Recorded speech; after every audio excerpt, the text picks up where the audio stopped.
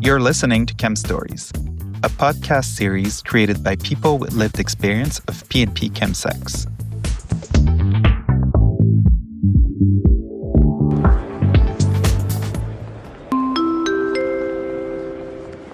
Hello, my little cherries. Welcome back to the Chemstories Airlines Community Lounge. This is your pre-boarding message from Captain Patrice. Before we get into our next and last destination, YHZ Halifax, to meet people with lived experience of P&P chemsex who reside there, we asked all our beloved guests, including Andrew, our fabulous host, the central question at the heart of this podcast series. Why is it important for people with lived experience of P&P chemsex to tell their stories in their own words? These conversations will set the stage for the next flights, the forthcoming episodes. Please have your boarding pass ready. Should you encounter turbulence while listening to this podcast, please refer to our list of resources and services related to chemsex in the episode description and on chemstories.ca. Thank you for choosing Chemstories Airlines, where the journey is always a trip. Chemstories investigator Olivier in conversation with Halifax host Andrew from the Activism Flight. And why, in your opinion, it is important for individuals with lived experience of chemsex to share their stories, in their own words? Well, I think sharing lived experience, it's kind of a source for empathy from others. I think when you hear these deeply personal stories, it humanizes it. And I think it helps to kind of dismantle harmful stereotypes by sharing these stories. And the stories are complex, and the reasons for engaging are diverse. So I think hearing that, when the general public hears that, it helps to destigmatize it. Yeah, I think people can see themselves in the participants a little bit, certain aspects anyway, and may make someone question like hey, I have a couple of glasses of wine before I have sex because I'm nervous or something like that. It might help if you make that connection, it might help to destigmatize as well. And then, hopefully help to create, supports and policies and that sort of thing that actually work for the real people who are engaging in chemsex. Halifax host Andrew in conversation with Stephen from the Resilience Flight. So why is it important for folks with chemsex lived experience to tell their stories in their own words? Starting with you, Stephen.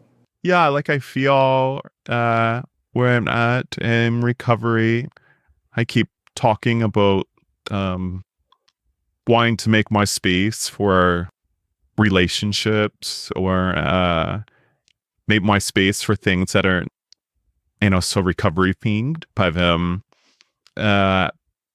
I can't make space until I have room, because I'm still so filled with so much pain from the chemsex addiction. But I think, I hope that this is a step into creating us more spaces too, where they share these experiences, because they don't exist yet. So you're holding so much.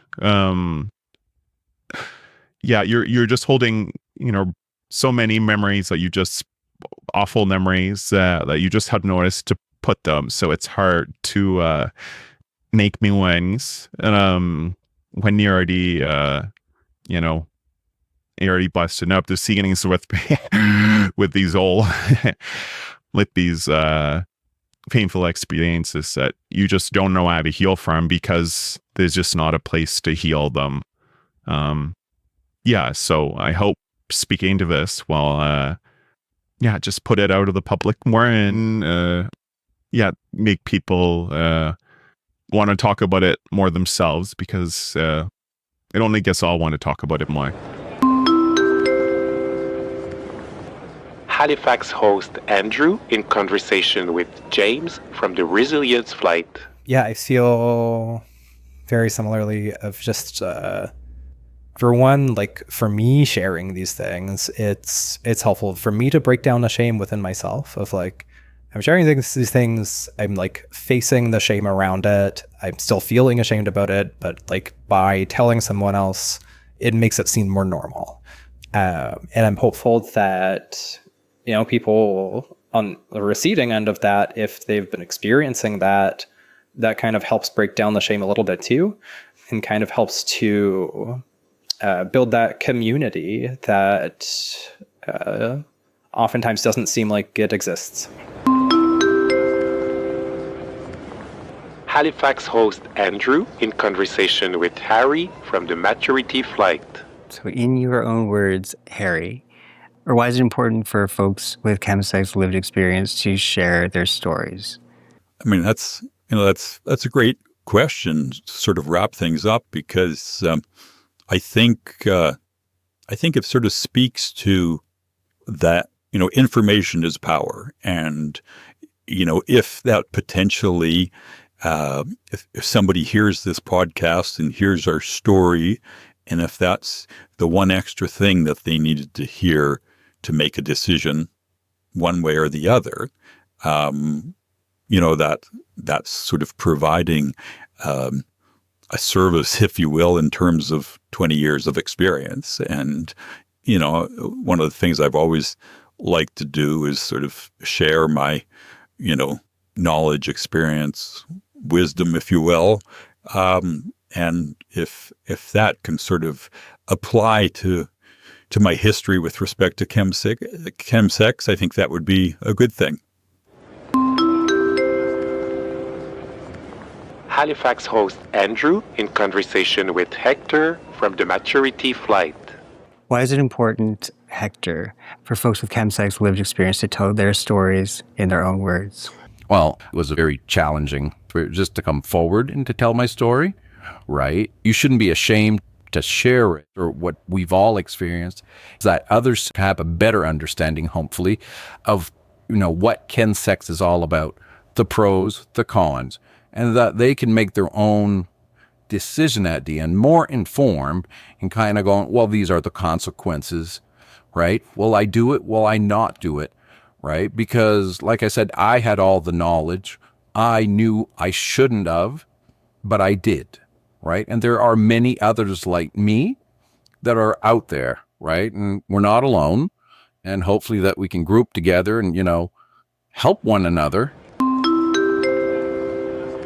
Attention all passengers, Captain Patrice speaking. This is the final call for boarding passengers on our YHZ activism flight.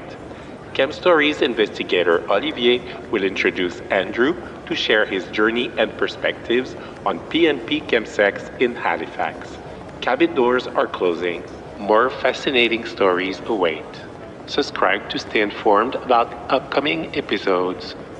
If you've encountered turbulence while listening to this podcast, please refer to our list of resources and services related to PNP chemsex in the episode description and on chemstories.ca.